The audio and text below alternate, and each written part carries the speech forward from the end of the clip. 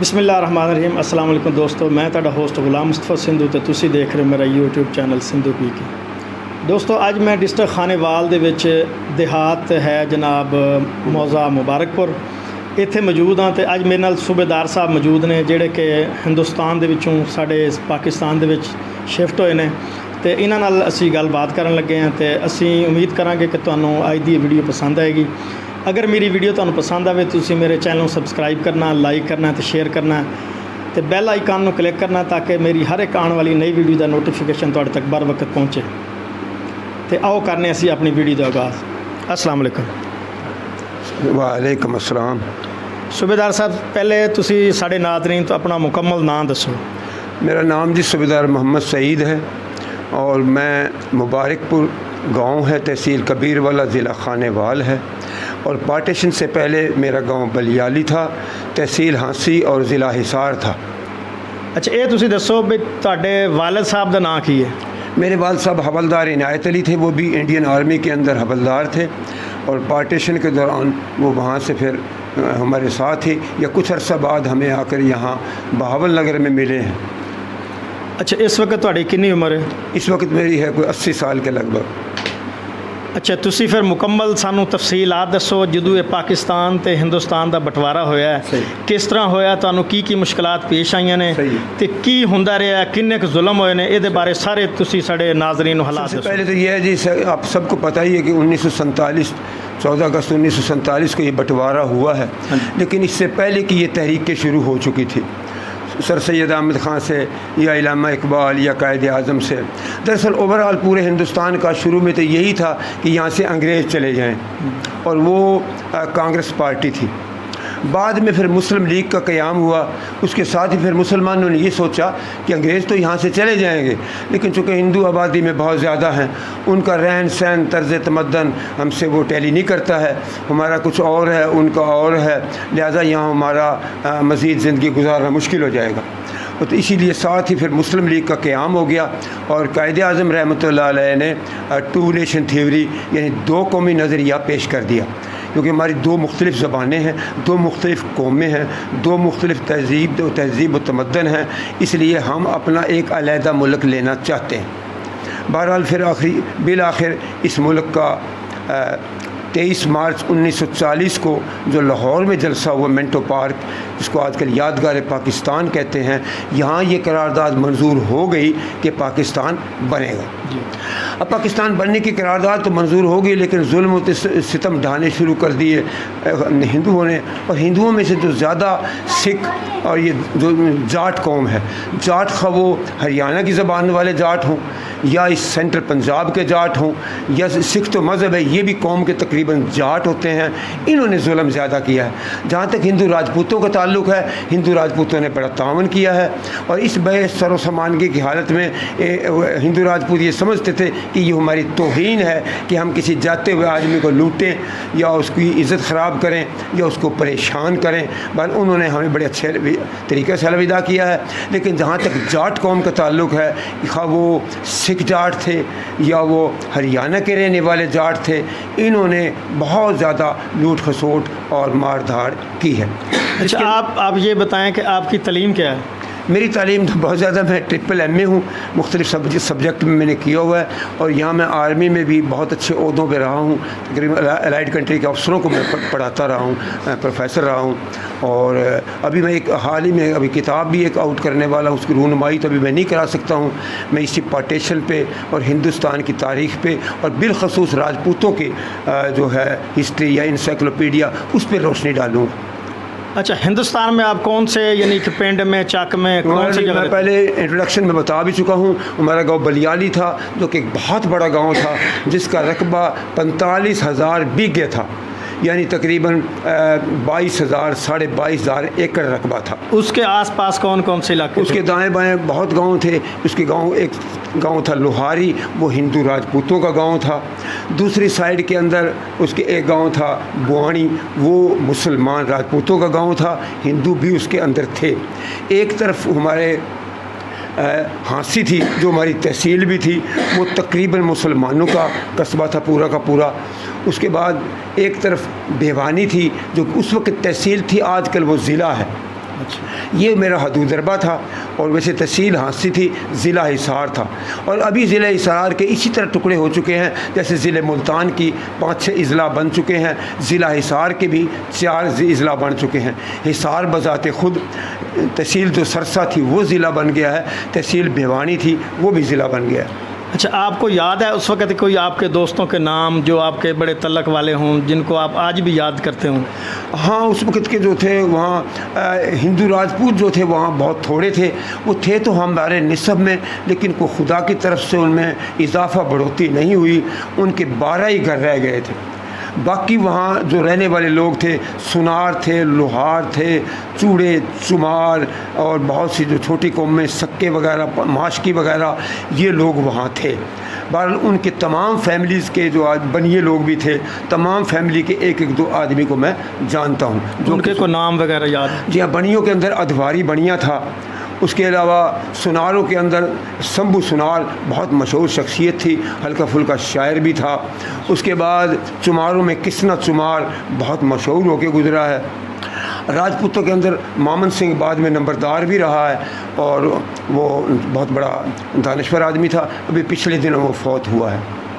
اچھا، جب آپ ہندوستان سے پاکستان منتقل ہوئے ہیں تو کیا مشکلات آپ کو پیش آئیں؟ ہمارا گاؤں تو جی فوجیوں کا گاؤں تھا، اور ہم نے پہلے یہ پلان کر لیا تھا، اس انگریزوں کی جب فوج آئی ہے کہ جی ہم یہاں سے جائیں گے ضرور، لیکن اس وقت جائیں گے جب یہ چھوٹے چھوٹے گاؤں جنہوں نے پناہ لی ہوئی ہے وہاں پہ آ کر ہمارے بڑے گاؤں کے اندر، پہلے ان گاؤں کو آپ شفٹ کر دیں، جب یہ چلے جائیں گے اس کے بعد ہم جائیں گے۔ انہوں نے یہ اپنا پرامس پورا کیا، چھوٹے چھوٹے تمام گاؤں کو انہوں نے پہلے نکال دیا بحفاظت۔ اس کے بعد ہمارے گاؤں کے لیے بوانی کھیڑا اسٹیشن تھا، جیسا یہاں سے 12 میلہ جو جگہ ہے، اس سمت کے اوپر اتنے ہی فاصلے پر ایک جگہ تھی بوانی کھیڑا، وہ ریلوے اسٹیشن تھا۔ وہاں 2 ٹرینیں عصر کے وقت آ کر لگ گئی ہیں، جو کہ اگست لاسٹ تھا، اور اس کے بعد اس کے اندر پورا گاؤں سوار ہو کر جاکھل لائن ہو کر بٹھنڈا ہو کر فاضل کا بارڈر جو اس کے ساتھ لگتا ہے آج کل تحصیل منشن آباد ضلع بہاول نگر کے ساتھ حج سلیمان جس کو آپ کہتے ہیں، اس بارڈر سے ہم انٹری ہوئے ہیں، اور انٹری ہوتے ہی وہاں ایک بھوڑے والی منڈی ہے، اس کے اندر ہمارا عارضی طور پہ کیمپ ہو گیا ہے۔ 20-22 دن ہم اس کیمپ کے اندر رہے ہیں۔ اس کے بعد پھر ہم وہاں سے دنیا پور میں آ گئے ہیں۔ دنیا پور کے اندر تقریباً پورا گاؤں ہمارا آ گیا ہے، اور یہ تقریباً 7-8 مہینے دنیا پور میں رہا ہے۔ لیکن دنیا پور میں بھی لوگ مطمئن نہیں ہوئے، ایک تو وہاں بہت گنجان آبادی تھی، رہائش کی جگہ کم تھی، نیچے کا پانی کڑوا تھا، وہ رقبے تو بہت سستے تھے اور بڑے موزوں بھی تھے، لیکن پانی کے بغیر تو اتنا گزارا نہیں ہوتا، اس وقت ٹیوب ویل کا کانسیپٹ بھی اتنا نہیں تھا۔ وہاں سے پھر لوگ پھٹنا شروع ہو گئے ہیں، جس میں سے 80% لوگ تو پاک پٹن ضلع میں چلے گئے ہیں۔ کرتارپور ہے، چک بیدی ہے، گرو چک ہے، نانک سر ہے، کوٹ مان سنگھ ہے، 25 چک ہے، یہ 80% لوگ تو وہاں شفٹ ہو گئے ہیں۔ باقی جو لوگ رہ گئے ہیں 20%، اس میں سے تقریباً 100 گھر یہاں جو ہم بیٹھے ہوئے مبارک پور میں ہیں، تقریباً 100 گھر 2 چک اکاڑا میں ہیں، تقریباً 200 گھر دنیا پور میں ہی رہ گئے ہیں۔ اس طریقے سے پھر یہ تقسیم ہونا شروع ہو گئے۔ یعنی جب آپ آئے ہیں تو ہم نے سنا تھا پہلے کہ بڑی قتل و غارت ہوئی ہے، اس کے بارے میں کوئی قتل و غارت جی، جو لوگ یہ قافلوں کے ذریعے آئے ہیں، بیل گاڑیوں پہ بیٹھ کے آئے ہیں، ان لوگوں کے ساتھ قتل و غارت بہت ہوئی ہے۔ پہلی بات تو ان کو سکھوں کی بیلٹ کراس کر کے آنا تھا، سینٹر پنجاب، جلندھر، ہوشیارپور، لدھیانہ، فیروز پور کا علاقہ، اس کے اندر سکھوں کا یہ گڑھ تھا، اور سکھوں کو مذہبی لحاظ سے یا جیسے بھی وہ یہ سمجھتے تھے کہ یہ لوگ باغی ہیں، ان کو قتل کیا جائے ہمیں ثواب ملے گا، حالانکہ وہ بڑے گناہ گار ہوئے، بڑے گناہ کے مرتکب ہوئے ہیں وہ لوگ۔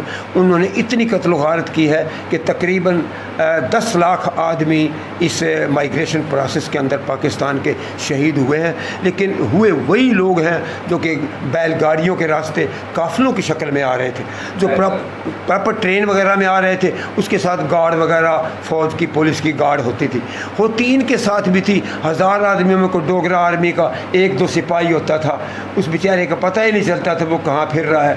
جبکہ ہندو جب یہاں سے اپنے آدمیوں کو لے گئے ہیں، ان کی گارڈ زیادہ ہوتی تھی، ان کے پاس فوج زیادہ تھی، اور وہ ان کو پھر حفاظت سے لے گئے۔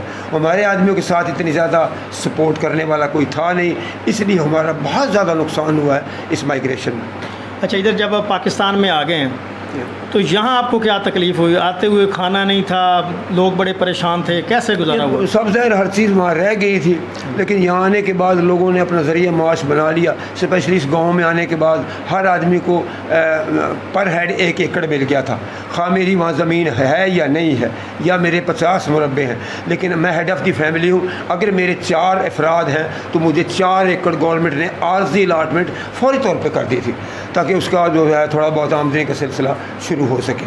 اس کے بعد جب یہ کاغذات آئے ہیں تو آنے کے بعد پھر جس کا حقی رقبہ جتنا بنتا تھا، 1 مربع تھا، آدھا مربع تھا، 20 ایکڑ تھا، وہ اس کو وہ مل گیا ہے. اور جس کا نہیں تھا اس کا وہ پر ہیڈ جو 1 ایکڑ ملا تھا وہ بھی ختم ہو گیا، کیونکہ عارضی الاٹمنٹ تھی وہ تو. اچھا، ماشاء اللہ آپ صوبے دار ریٹائر ہوئے ہیں. صوبے داری کے دوران آپ کو کیا کیا مشکلات ہوئیں؟ کیونکہ آپ اس وقت تو پاکستان نیا بنا تھا. دیکھو جو اس وقت تو صوبے دار نہیں تھا، میں چائلڈ ہوڈ میں تھا، لیکن 2 جنگیں میں نے لڑی ہیں.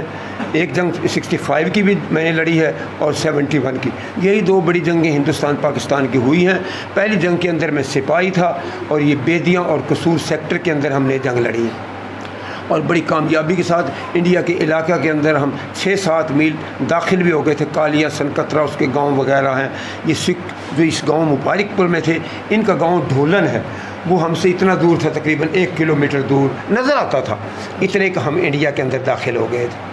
اس کے بعد 71 میں راجستھان سیکٹر میں تھا، اور وہاں حالات کا تو آپ کو پتہ ہی ہے، اتنی زیادہ فتح یاب تو ہم نہیں ہوئے تھے، چونکہ 71 میں ایسٹ پاکستان الگ ہو گیا تھا، لیکن پھر بھی دفاع کرنے کے اندر ہم کامیاب رہے. اور جس سیکٹر میں ہم تھے وہاں دشمن کی کوئی خاص پیش قدمی نہیں ہوئی. اچھا، آپ آخر میں ہمارے چینل کی وساطت سے ہمارے ناظرین کو کیا پیغام دیں گے؟ آخر کا تو یہی ہے کہ ابھی ملک جو ہمارا بن گیا ہے بڑے بے سر و سامانے کی حالات میں بنا تھا، لیکن ابھی تک بھی اس کی کوئی خاص ایسی مثال قائم ہم نہیں کر سکے ہیں. کرپشن میں دیکھ لیں آپ، چور بازاری میں دیکھ لیں، رشوت میں دیکھ لیں، لوگ بے پناہ جھوٹ کا بازار گرم ہے. ابھی حال ہی میں یہ ریپ کے اور عورتوں کو ہراس کرنے کے کتنے واقعات ہوئے ہیں، جبکہ مسلمان ملک میں ایسا نہیں ہونا چاہیے. لا اینڈ آرڈر ہے نہیں، اور اگر قانون کسی چیز پہ بنا ہے تو امپلیمنٹیشن اس کی نہیں ہو رہی ہے، اس پہ عمل نہیں ہو رہا ہے. اب چاہیے تو یہ کہ ہم ایک مثال قائم کریں کہ جیسے ملک بنایا تھا اسی طریقے سے اس کو قائد اعظم نے جیسے اس کا ایک ہی نعرہ تھا کہ پاکستان کا مطلب کیا، لا الہ الا اللہ. وہ لا الہ الا اللہ ہم نے پڑھ تو لیا ہے، اس پہ عمل تو نہیں ہو رہا ہے. وہی چور بازاری ہے، رشوت ہے، اس کے علاوہ کرپشن ہو رہی ہے، دھوکہ دہی ہو رہی ہے، ریپ ہو رہے ہیں. تو اس لیے بڑی شرم کی بات ہے کہ ایسا نہیں کرنا چاہیے تھا ہمیں. صوبیدار صاحب، آپ کی بڑی بڑی مہربانی، آپ نے اپنے قیمتی وقت سے ہمیں ٹائم دیا. تو ناظرین، میں امید کرتا ہوں کہ آپ کو ہماری آج کی ویڈیو یہ پسند آئی ہوگی. اپنے ہوسٹ غلام مصطفیٰ سندھو کو دیجیے اجازت، ملیں گے نیکسٹ ویڈیو میں. اللہ حافظ.